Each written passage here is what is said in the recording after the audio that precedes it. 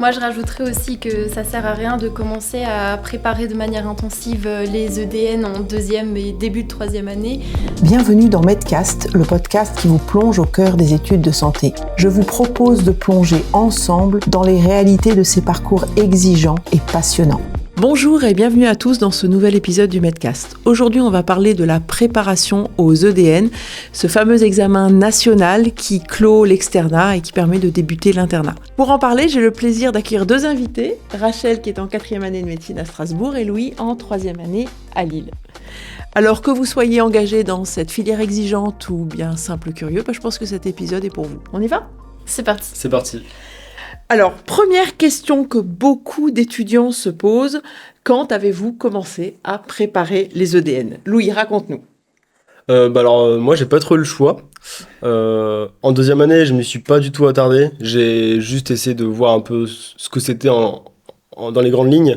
Mais je me suis vraiment mis à les préparer là cette année parce que en fait, la faculté de Lille nous met dans le programme des collèges à réviser. Donc 2 collèges au premier semestre et 3 collèges au deuxième semestre. Donc c'était pas vraiment un choix. Juste pour valider mes partiels, je dois commencer les collèges et donc par la même occasion commencer la préparation pour les EDN. Alors tu parles des collèges, c'est quoi les collèges ? Alors les collèges, c'est les livres qu'on a ici. Donc c'est ces bouquins rouges. Et donc il y en a pour chaque spécialité en gros. Et c'est vraiment le support principal qui permet de réviser pour les EDN. Et ça, c'est en plus des cours de la fac ou c'est le programme des cours de ta fac ? À Lille, on a les deux. C'est-à-dire que la fac a encore un programme à part entière. Donc j'ai des matières comme j'avais en deuxième année qui sont totalement indépendantes des collèges. Et en plus de ça, j'ai les collèges avec quelques cours pour nous expliquer certains chapitres. Mais tu es évalué sur les cours de la fac et pas sur les collèges du coup ? Je suis évalué sur les deux. On est évalué à la fin des partiels sur les cours de la fac et sur les collèges. Sympa. Et toi Rachel, ça se passe comment ? Donc là maintenant tu es en 4e année, tu as commencé quand et avec quel support ? J'ai un peu commencé comme Louis. En fait, au 2e semestre de ma 3e année, la fac nous a imposé 5 ou 6 collèges. Et du coup, j'ai commencé la préparation du concours en parallèle, en travaillant sur les collèges, en me renseignant déjà un petit peu sur les modalités d'évaluation, en faisant des entraînements. Et du coup, là, actuellement, en 4e année, j'ai toujours des collèges. En plus de ça, j'ai le stage qui me permet d'appliquer les collèges. Et à côté de ça, du coup, je fais un peu mes entraînements, mes dossiers, un petit peu type EDN. Et en fait, ce qui est bien avec ma fac à Strasbourg, c'est qu'on a les collèges au 2e semestre de la 3e année. Et à côté de ça, on a encore des cours magistraux et des TP-TD pour un petit peu préciser des connaissances qui sont dans le collège ou pour éclaircir des items ou des notions qui sont un petit peu vagues, un petit peu floues dans le collège. Donc en 2e année, tu as commencé à t'y intéresser déjà ? Oui. En fait, j'essayais un petit peu de trouver un juste milieu entre mes cours de 2e, 3e année. Et les cours de 2e année n'ont rien à voir avec les collèges à la fac. Ouais. Voilà, c'est ça. Les cours de 2e année, c'était vraiment des CM, des TD, des TP.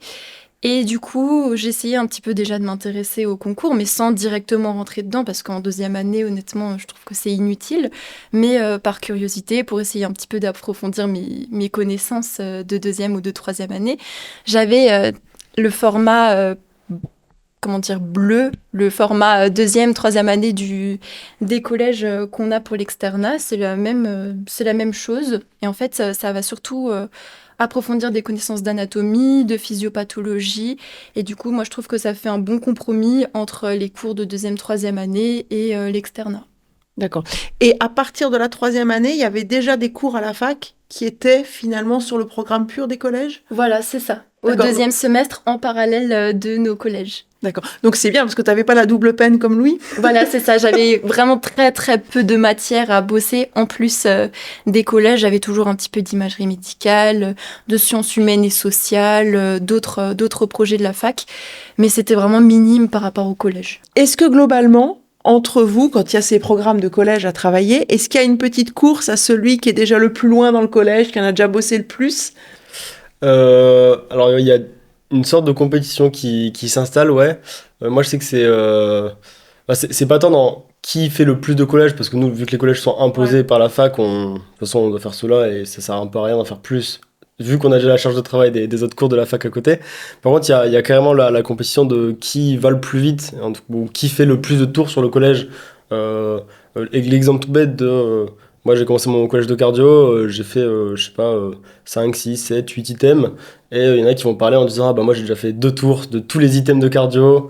Et du coup, il y a un peu cette compète-là qui s'installe dès la 3e année, en tout cas un peu à Lille, ouais. Pareil à Strasbourg ou... Pareil à Strasbourg, mais je pense que c'est pas forcément utile de se comparer entre les étudiants parce qu'il y en aura qui ont besoin de passer 4 heures sur un item, tandis qu'il y en aura qui auront besoin de revoir 4, 5, 6 fois le même item.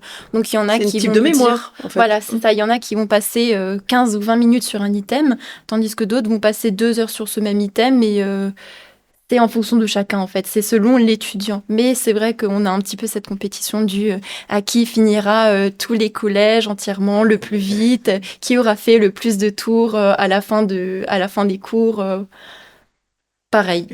Et on entend aussi pas mal parler de prépa en ligne, ou même aussi de conférences physiques qui tournent dans différentes villes, pour finalement accélérer la préparation aux EDN. Est-ce que vous avez déjà eu recours à ce genre de système, si oui, auquel, ou pas encore ? Moi, pas encore. Alors du coup, on a pu en parler un petit peu tout à l'heure. J'ai commencé à regarder un peu les applications qui existaient, les différentes prépas qui existaient. Après, pour l'instant, j'ai pas encore décidé de ce que j'allais utiliser parce que j'ai déjà assez de travail cette année et je m'en sors pour l'instant avec la méthode que j'utilise. Donc pour l'instant, j'ai pas trop approfondi le sujet, même si je sais que ça va arriver d'ici l'année prochaine pour l'externat, parce que il va falloir être plus efficace dans les révisions avec les stages et tout ça. Mais, euh, mais ouais, je sais que ça existe, mais je pense que Pour l'instant, tu es au stade du renseignement. c'est ça. Je pense que Rachel en sait un peu plus que moi sur le sujet. Alors oui, moi en 3e année, j'ai pris une prépa qui s'appelle Hippocampus. Et du coup, en fait, ça me servait surtout à essayer de, comment dire, trouver une autre façon d'appréhender les collèges, parce que je trouve que les connaissances qui sont dans les collèges sont très mélangées. On n'arrive pas à avoir un fil conducteur, et j'avais besoin de ce fil conducteur pour accrocher avec les connaissances des collèges. Et du coup, je suis tombée sur cette plateforme, en fait, qui propose maintenant des fiches, des entraînements, des annales, des fiches justement sur chaque maladie, sur les différents éléments de cette maladie à connaître pour le concours.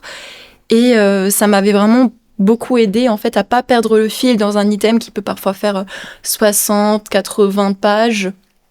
Et du coup, j'ai vraiment travaillé avec Hippocampus, et toujours maintenant, actuellement, j'utilise toujours Hippocampus. Et en milieu de 4e année, j'avais l'impression que ça correspondait plus forcément à ma méthode de travail, parce que j'avais besoin d'entendre un cours, d'entendre quelqu'un m'expliquer des notions. Donc c'est pour ça que j'assistais souvent au TD, TP, CM de ma fac. Mais pour moi, c'était pas suffisant d'assister à ceux de la fac. J'avais besoin encore de vidéos, de supports. Et du coup, c'est pour ça que j'ai pris EDN aussi en plus. C'était justement pour les écocasts, les EDN-casts, toutes les vidéos qu'ils font en fait sur les items. Parce que des fois, ils tournent les connaissances, des fois, ils tournent les items d'une manière qu'on n'aurait pas vu nous-mêmes. Et c'est parfois comme ça qu'on comprend un item ou qu'on sait comment appréhender cet item.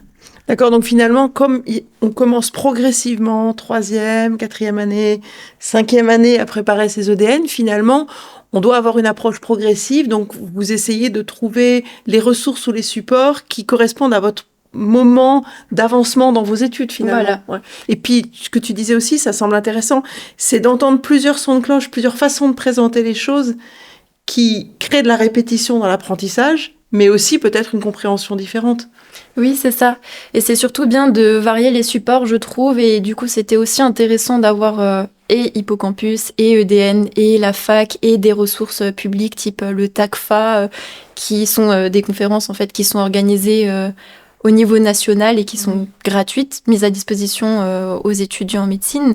Et en fait, justement, varier le fait, par exemple, d'avoir des cartes mentales, des fiches, des schémas, des vidéos. Le fait de varier ces supports, ça nous fait avoir une approche à chaque fois différente d'un item, et le fait de passer plusieurs fois, mais de la même manière, sur un même item, des fois, ça nous le fait comprendre dans un autre sens. Et je trouve que c'est utile d'allier ces méthodes-là ensemble. Ouais, c'est très intéressant. Est-ce que, tu disais, on en a parlé avec Rachel, ça veut dire qu'entre étudiants, même si c'est un concours commun, bon, vous, c'est pas la même année, mais peu importe, est-ce que finalement, il y a une espèce de solidarité qui se crée entre étudiants, où vous vous échangez des tips, voire même des tuyaux, voire même des fiches, ou ça reste quand même vraiment chacun pour soi? Je pense que ça dépend de beaucoup de choses. Déjà, entre les différentes années, ça s'aide plus facilement. Enfin, moi, je sais que tous les externes que j'ai pu rencontrer en stage et de ça, n'hésitent pas à nous donner des tips, des tuyaux pour mieux s'en sortir. J'ai même un externe qui m'a déjà partagé des fiches pour voir si ça m'allait d'apprendre le collège différemment. Euh, donc, entre les différentes années, ça va. Par contre, dans une même promo, je pense que c'est plus compliqué. Il y en a quand même pas mal qui sont déjà dans l'esprit compète, ce qui peut se comprendre si jamais ils veulent prendre des spécialités qui sont vraiment très, très demandées. Après, c'est assez cool d'être bien entouré. Enfin, moi, je sais que j'ai un bon groupe d'amis, enfin, de potes avec qui on se partage facilement des tips, des tuyaux. Et surtout, on se déculpabilise face aux gens qui nous disent qu'ils ont déjà fait 3 4 7 tours sur le collège de cardio, alors que nous, on a fait 8 items. Et chez toi, ça se passe comment? Bah, je rejoins Louis sur tout ce qu'il a dit. On partage des ressources, mais entre petits groupes d'étudiants. J'irai pas forcément partager mes ressources avec 300, 350 personnes de ma promo. Déjà parce qu'on n'a pas forcément les mêmes affinités, parce que les groupes de promo, enfin les petits groupes au sein de la promo, ils s'échangent leurs connaissances entre eux. Et du coup, au sein d'un même petit groupe, moi, je peux donner, par exemple, mes fiches. On peut travailler ensemble, on peut s'entraîner ensemble. Par exemple, aussi, ce que je trouve utile, c'est les manuels, par exemple, d'Écosse, comme ça. Le fait de pouvoir être à plusieurs. On peut partager le livre. Par exemple, une personne qui a acheté un livre peut prêter le livre aux autres et ils peuvent faire, par exemple, des stations d'Écosse ensemble. Il y en aura un qui va faire le patient. Ça s'appelle comment? Toi, tu montres, regarde voir. Ça s'est fait. Écosse, la compile. Ouais, d'accord, ok, je vois. Et du coup, on aura par exemple une personne qui va jouer le patient, une personne qui va jouer le médecin, une personne qui va évaluer un petit peu les capacités de la personne qui a joué le médecin à sa situation de départ, situation clinique. Et du coup, ça, c'est quelque chose que je fais régulièrement avec mon groupe de travail. On fait des écosses ensemble et en fait, ça nous entraîne chacun notre tour. Ouais, là, ça devient vraiment effectivement hyper utile dans le cadre finalement, parce que les écosses préparent aussi aux EDN. Hein, quand on prépare aux écosses, pour revenir dans le processus, à la fin d'externat, on passe les EDN et après on passe les écosses qui sont des formes d'examen oral, mise en situation clinique, mais effectivement, préparer les écosses prépare également aux EDN. Donc, juste pour resituer un petit peu. Quand je vous entends, donc, vous avez vos cours à la fac qui ne sont pas toujours exactement ciblés EDN. Vous avez les collèges à préparer et dès la troisième, ou en tout cas dès l'externat, c'est sûr, énormément de stages. Comment on gère tout ça? Louis. Alors moi, du coup, j'ai pas encore eu trop le souci des stages, parce que en troisième année à Lille, on a juste 2 semaines de stage au premier semestre et 2 semaines de stage au deuxième semestre. Donc c'est pas très dérangeant si par exemple pendant 2 semaines on travaille un peu moins. Enfin, c'est pas pénalisant en tout cas comme ça l'est après quand on a des stages qui durent plusieurs semaines d'affilée. Mais ça reste quand même une organisation à avoir et ça nous permet quand même de s'imaginer le rythme qu'on devrait avoir l'année prochaine. Moi, je sais qu'il y a des journées où je rentre de stage et je me dis, voilà, c'est impossible de travailler. Et parfois, je me pose la question de comment je vais faire l'année prochaine quand je vais rentrer de stage, que j'aurai quand même un peu plus de responsabilité que ce que j'ai maintenant et que je serai fatigué parce il faudra quand même essayer de travailler un minimum pour pas prendre trop de retard, quoi. Comment tu fais, Rachel, alors? Je fais comme Louis, quand je peux travailler, je travaille. Et quand je suis trop fatiguée ou que mon stage se termine tard ou que j'ai des gardes, je travaille pas. J'ai eu la chance pendant mon externat d'avoir des stages qui n'étaient pas trop prenants, qui ne me faisaient pas terminer tous les soirs à 19h, 20h. Donc du coup, ce que je faisais, c'était que j'allais en stage. Je faisais mon stage à temps plein, je m'investissais un maximum. Et le soir, quand je rentrais, je lisais 1, 2, 3 items selon leur longueur. Je faisais des entraînements, je refaisais les TD, TP, etc. Et du coup, le lendemain, quand j'allais en stage, je pouvais appliquer les connaissances que j'avais apprises justement dans mes collèges. C'est toute une organisation à avoir. C'est de créer du lien entre les choses, finalement. C'est ça. Parce que, par exemple, un item va se retrouver dans plusieurs collèges. Par exemple, Par exemple, un item d'infectiologie va se retrouver en infectiologie, va par exemple se retrouver en gynécologie, va se retrouver en pédiatrie. Et en fait, le but, c'est de faire le lien entre toutes ces spécialités pour sortir à chaque fois les informations qui sont utiles, mais c'est surtout les appliquer dans un bon contexte aussi. Et c'est un petit peu un jeu cérébral, je sais pas comment expliquer, mais c'est... Vraiment, il faut une mind map. Hein. C'est ça. En fait, il faut savoir jongler entre les connaissances, entre les collèges, pour pouvoir faire les liens et réappliquer les connaissances après par la suite. Donc, c'est pas évident, c'est une organisation à trouver, mais ça se trouve. Comme dit, on a du temps après le stage, on a du temps le week-end pour travailler les items, pour travailler les collèges, faire des entraînements. Et personnellement, à Strasbourg, on fonctionne sur le mode de 2 mois de stage, 2 mois de cours. Donc pendant ma période de stage, je lisais les collèges assez tranquillement. Je faisais à peu près tous les items. Je me fixais comme objectif d'avoir fini tous les items avant de commencer les cours TD, TP. Et après, quand les cours commencent, quand les entraînements commencent, là, je m'y mets à fond. Je me lève le matin à 8h, je fais mes items, je revois mes items, je fais mes entraînements, je participe aux cours, au TD, au TP. Et le soir, je les revoyais encore. Mais je me mettais pas une pression de dingue pour faire 8 items encore après mon stage. Quoi. En fait, tu as une vision extrêmement claire de la manière dont tu t'organises. C'est-à-dire que tu sais exactement comment exploiter chaque partie de ta formation. C'est ça, j'ai mon organisation en fait pour savoir qu'est-ce qu'il faut que je fasse maintenant pour quel item.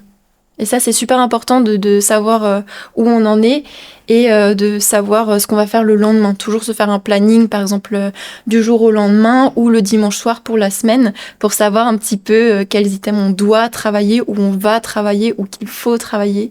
Et du coup, ça, je le fais obligatoirement le dimanche soir. Bien, belle organisation. Louis, si tu devais donner un conseil aujourd'hui à un étudiant qui est en P1, par exemple, qui va avoir son concours ou qui est en 2e année, par rapport à la préparation de ses collèges, qu'est-ce qu'il doit faire en 2e année dans la perspective des EDN ? Alors déjà, moi je partirais du principe qu'il faut quand même profiter de sa 2e année. On vient de finir une année qui est éprouvante. Enfin, la première année, elle est connue comme étant intense et épuisante. Donc la 2e année, même si elle est quand même, il y a quand même du volume, il y a quand même de la charge de travail, elle permet quand même de souffler après la première année qui est vraiment intense et de se préparer à ce qui arrive après, l'externat, les EDN, effectivement. Donc c'est cool d'y penser. Donc profiter d'un côté de cette 2e année pour se reposer et en même temps commencer à s'intéresser dans les grandes lignes aux épreuves. Donc c'est quoi les EDN, c'est quoi les écosses, enfin la différence entre les deux, savoir appréhender un peu les supports qu'on pourra potentiellement utiliser, pas forcément les achetant, mais en allant par exemple à la BU ou quoi. La plupart des BU ont des collèges à disposition. C'est cool de se faire une vision globale de la chose pour s'y préparer et ne pas se retrouver d'un coup en 3e année avec plein de choses, plein d'informations à essayer de comprendre tout ça. Mais je pense que c'est quand même important aussi de trouver un équilibre et de faire la part des choses entre la 2e année, essayer de profiter quand même et de me reposer, et la 3e année, là je vais vraiment commencer à attaquer. Donc finalement, la 2e année, c'est la pêche aux informations. Un peu, les EDN. C'est quoi les EDN ? C'est quoi les écosses ? Il y a quoi comme différentes épreuves au sein des EDN ? Comment on se prépare ? C'est quoi un collège ? C'est quoi un item ? Tout ça ? C'est ça. Moi, je rajouterais aussi que ça sert à rien de commencer à préparer de manière intensive les EDN en 2e et début de 3e année. Je pense que le mieux à faire, c'est de commencer ça quand on a les collèges avec la fac, si la fac propose cette formule-là, et donc pas encore de prendre de prépa, de plateforme, de participer aux conférences parce que c'est totalement inutile. Par contre, ce qui est super judicieux selon moi, ce serait de vraiment faire une bonne base de connaissances d'anatomie, de physiologie, de physiopathologie, pour que quand on commence les collèges et qu'on nous fasse un pavé énorme sur une physiopathologie, qu'on puisse se rappeler vraiment des bases. Parce que ça sert à rien d'apprendre, il faut d'abord un petit peu comprendre. Et si on n'a pas les notions d'anatomie, si on n'a pas les notions de physiologie, de toute façon, la physiopathologie ne va pas suivre si on ne comprend pas. Surtout qu'en plus, il y a des parcours extrêmement diversifiés. C'est-à-dire que même au sein d'une même fac, il y a des gens qui vont venir de PASS, de LAS, et qui n'ont pas du tout les mêmes prérequis. Donc c'est vrai que là, il s'agit surtout de donner un socle commun de connaissances à tous. Au final, c'est un peu le même conseil qu'on pourrait donner à un étudiant qui est au lycée et qui va passer en première année. C'est juste, au lieu d'essayer de prendre de l'avance sur le programme, juste arriver avec des bases solides. Donc que ce soit arriver avec des bases solides en première année ou là, arriver avec des bases solides pour commencer les collèges, je pense que c'est un des meilleurs conseils qu'on peut avoir. Eh bien, merci beaucoup pour ces conseils inspirants et très efficaces. J'ai appris plein de choses. Et si vous avez aimé cet épisode, n'hésitez pas à vous abonner. Puis à bientôt.